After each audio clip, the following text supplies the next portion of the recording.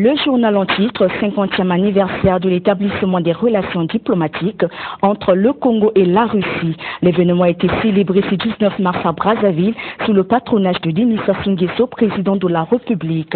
Un geste de bienveillance à l'endroit des organes de presse écrite et audiovisuelle de la ville océane. Ceux-ci ont été dotés du matériel technique performant. L'œuvre est d'Alex Sintinga, député président de Génération au Capot.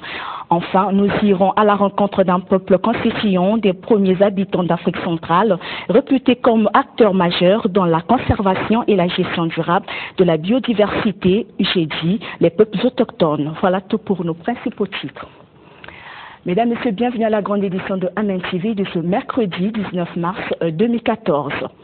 La République du Congo et la Fédération de Russie ont célébré ce 19 mars 2014 le 50e anniversaire de l'établissement de leurs relations diplomatiques, rehaussé par la présence du chef de l'État congolais et de l'ambassadeur extraordinaire et plénipotentiaire de la Fédération de la Russie.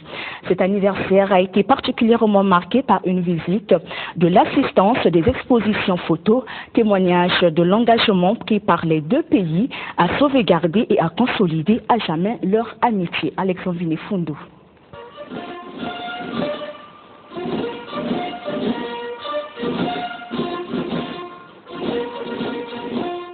La République du Congo et la Fédération de Russie disposent d'excellentes relations d'amitié et de coopération. Depuis plusieurs décennies, les peuples des deux pays réalisent des échanges dans différents secteurs d'activité, tels dans les mines, le transport, la santé, ainsi que dans la formation tant des cadres civils que militaires. C'est dans cette optique que s'est célébré au Palais du Peuple de Brazzaville le 50e anniversaire de la coopération diplomatique entre le Congo et la Russie, laquelle cérémonie a été marquée par deux temps forts. D'abord, le vernissage par le chef de l'État congolais, des expositions photos, témoignages de l'évolution systématique de la coopération Congo-Russie de 1964 à nos jours. Ainsi s'en est suivi le déjeuner de circonstances offert par son Excellence Denis Sassou Nguesso à ses convives. Occasion tout indiquée pour l'ambassadeur de Russie au Congo de souligner l'impact des relations Congo-Russie 50 ans durant. Pendant plusieurs années, l'Union soviétique a accordé au Congo une aide désintéressée dans la création de sa propre industrie et de l'assistance,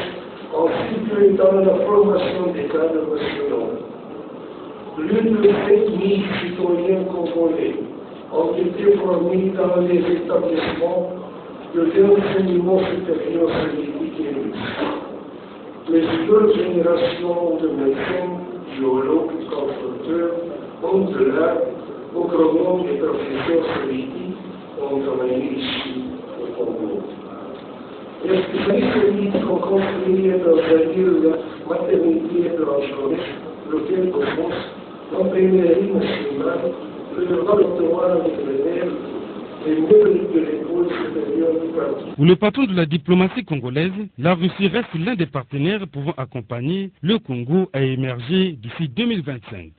Le Congo, suivant le parcours par étapes, s'est engagé résolument à devenir un pays émergent à l'horizon 2025, en se dotant de tous les moyens qui accompagnent la modernisation et l'industrialisation du pays, en préservant et en consolidant la paix et la démocratie sans lesquelles aucune avancée significative ne serait enregistrée.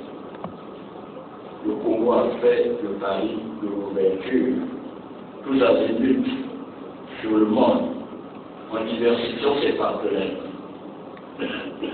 La Russie a toute sa place dans ce scénario.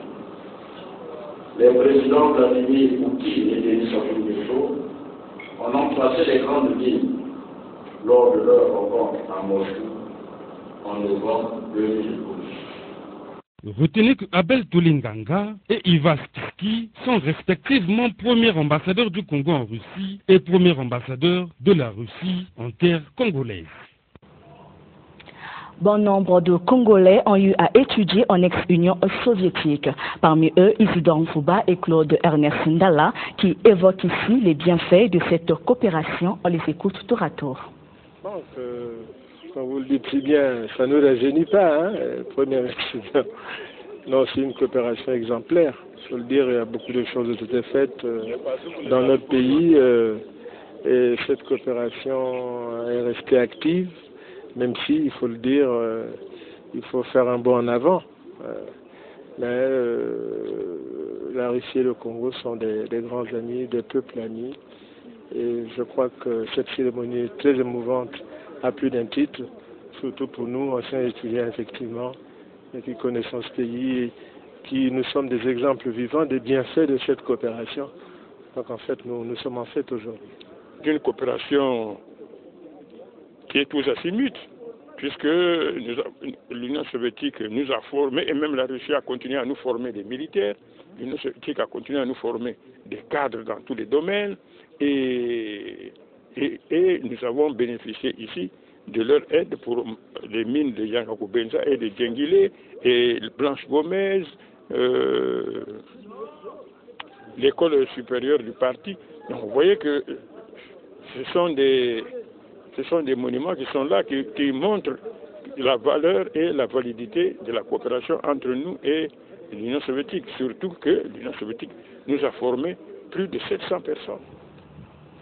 Autre chose à présent, le ministre de l'Aménagement du Territoire, en charge de la délégation générale des grands travaux, au président de la commission technique de la municipalisation, s'est entretenu hier après-midi avec le comité de suivi de la municipalisation accélérée de la Lékoumou. En toile de fond, les questions y relatives à la réussite de cet événement. Guy Blessidou. D'entrée de jeu, Jean-Jacques Bouya, ministre de l'Aménagement du Territoire, délégué général aux grands travaux et président du comité technique de la municipalisation accélérée, a rappelé aux membres du comité de suivi de la municipalisation de l'Ékoumou, conduit par Thierry Mongala, ce que c'est que cette politique initiée par le président de la République en 2004. Les transformations qu'elle a dû laisser dans différents départements pour être plus explicite dans la gestion des travaux de cette municipalisation. Jean-Jacques Bouya a signifié à l'assistance qu'il y a des projets structurants ou grands travaux dont l'achèvement de certains d'entre eux permettra la célébration de la fête de l'indépendance, comme l'aéroport, le boulevard, la présidence de la République, ainsi que des projets préfectoraux. Intervenant tour à tour, les membres du comité de suivi de cette municipalisation ont présenté certaines doléances allant dans le sens de contribuer à la transformation de la Lékoumou. Il s'agit de la construction de la maison de justice de Mayeye, les conditions sécuritaires dans certaines localités, la pérennisation de l'électrification par la ligne de très haute tension, pour ne citer que cela. Jean-Jacques Bouya. Nous travaillons sur les sites, sur les endroits. Il y a eu des allées et venues. Il y a eu plusieurs interprétations. Il y a aussi plusieurs approches. Certains ont voulu qu'on fasse une ville nouvelle à côté d'une ville qui existe. D'autres ont pensé qu'en faisant comme ça veut dire qu'on détermine les mieux nantis de ceux qui ne sont pas bien nantis. Donc, on crée un clivage entre les populations. Il y aura donc un nouveau CBT avec des hommes modernes, bénéficiant de tout, et puis un autre certainement à l'abandon. Nous avons pensé qu'il fallait la restructuration de la ville comme telle, tout en créant les conditions de pouvoir développer et amener la ville vers son expansion. Dans les tout prochains jours, a signifié le président du comité technique qu'il effectuera une descente à Sibiti pour installer la commission départementale de cette municipalisation. Il a aussi informé l'assistance sur le grand projet revitalisation du tissu villageois qui n'est autre que la réalisation d'un plan d'aménagement des villages. La première espérance sera le village de Tongo dans le département de la Cuvette. Ce projet se réalisera en partenariat avec le PNUD. La quasi-totalité des organes de presse, écrits et audiovisuels de la ville de Pointe-Noire ont vu leur capacité technique renforcée tant soit peu. Ce, grâce au geste de cœur accompli par le député Alexis Nzinga, président de Génération au Capo. C'était au cours d'un déjeuner de presse qu'il a eu à organiser à leur intention tout au début de la semaine. Commentaire Émery Patrice Obargui. C'est donc composé essentiellement de caméscopes professionnels Canon Nixa 20 Full HD avec processeur DigiTV 4, 14 sémences HD Pro pour les chaînes de télévision et des dictaphones numériques, full option pour les chaînes de radio et pour des organes de presse écrite est un moyen d'autant indispensable pour renforcer à coup sûr les capacités techniques de ces organes, au nombre desquels DER-TV, Télé Pointe-Noire, DBS+, TPT, Canal Océan, RMTV, Radio Pointe-Noire, Ponton FM, la Semaine africaine et les dépêches de Brazzaville. Occasion pour le président national de Génération Capot au chevalier du micro, de la plume et de la caméra en cette année 2014. Une presse dont les défis à relever sont sans nul doute énormes, parmi lesquels le passage d'ici 2015 au système numérique. Dans le même temps, Alexis Dinga a annoncé clairement sa vision politique et son plan d'activité en cette année 2014. Génération Capot, a-t-il rappelé, est une association politique de la majorité présidentielle créée officiellement en décembre 1999 qui se veut aujourd'hui une représentativité nationale dans les instances décisionnelles pour soutenir, a-t-il renchéri, le président de la République, Denis Sassou Nguesso. Mesdames et messieurs de la presse, je voudrais seulement vous annoncer que Génération Capot sera candidat aux élections locales et sénatoriales qui pointent à l'horizon.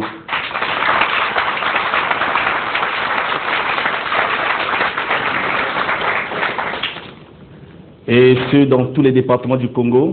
Mesdames et messieurs de la presse, nous estimons que les populations doivent être responsabilisées à tous les niveaux et relever les défis qui s'imposent à elles. Je parlerai de la démocratie, de la paix, du développement et de la consolidation de l'unité nationale. Vous savez que tous ces éléments sont chers à notre chef de l'État, M. Denis Sassou Nguesso. Notre campagne d'implantation sur tout le territoire du Congo va donc se poursuivre. Nous avons déjà commencé par Donizy. Bientôt, nous allons terminer avec Pointe-Noire et ses environs. Pour ce qui est de l'actualité, je puis vous rassurer que nous serons toujours prêts pour répondre aux sollicitations des populations dans la mesure de nos capacités.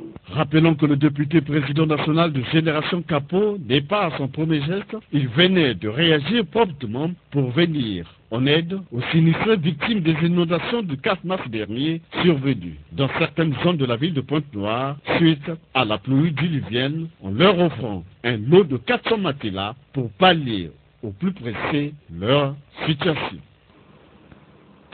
Le manque d'eau, manque d'électricité, d'espace et de lits, voilà entre autres préoccupations du personnel du centre de santé intégré et du plateau des 15 ans.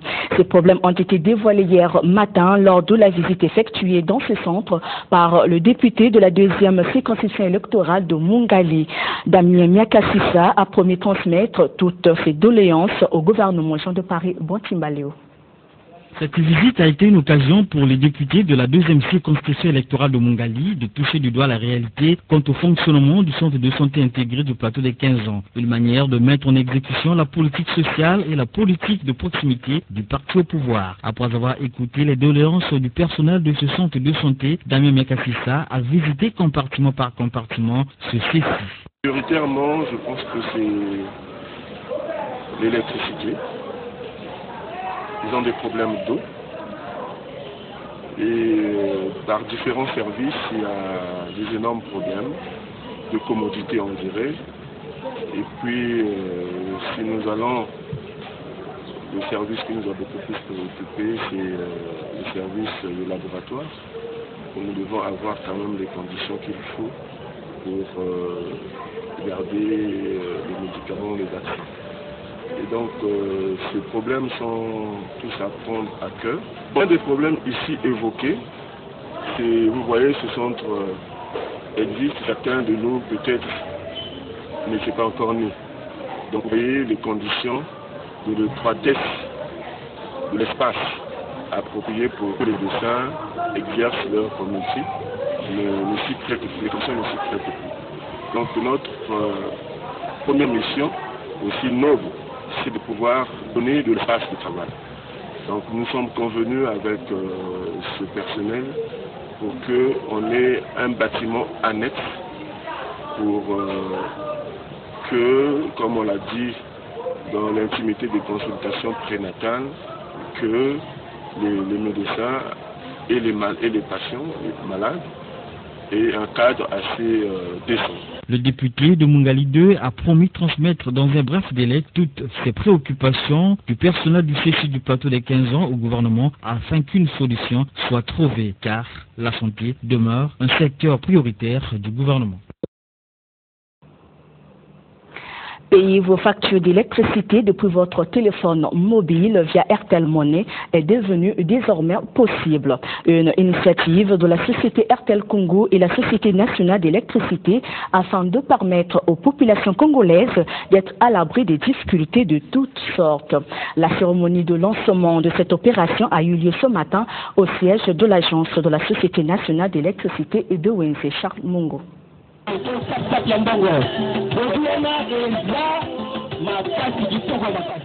Cette initiative de Airtel Congo permet aux abonnés de ce réseau de téléphonie mobile de s'approvisionner en argent, de faire des achats, de recevoir de l'argent, approvisionner leur compte en crédit de communication, de payer leurs factures à partir de leur téléphone mobile via Airtel Money. Il s'agit d'un jumelage mis en œuvre par la société Airtel Congo et la Société nationale d'électricité, raison pour laquelle il est impérieux que le citoyen congolais s'imprègne de cette nouvelle technologie.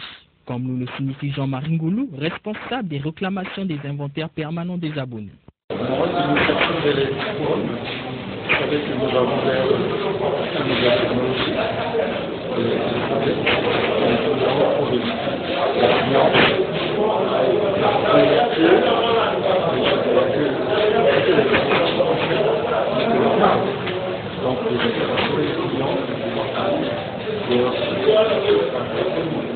Moi, je crois qu'il y a des agents interprétés. Il n'y a pas de chose. À chaque fois, à tout moment. Ce dernier a rassuré la clientèle de la Société nationale d'électricité sur l'usage de ce service qui ne souffrira d'aucune entorse. Premiers habitants d'Afrique centrale, jadis appelés pygmées, les peuples autochtones sont les acteurs majeurs dans la conservation et la gestion durable de la biodiversité. Ils sont garants de la protection et de la conservation des forêts. Suivez le zoom sur ces peuples avec Jean de Paris et Bon Timbaléo.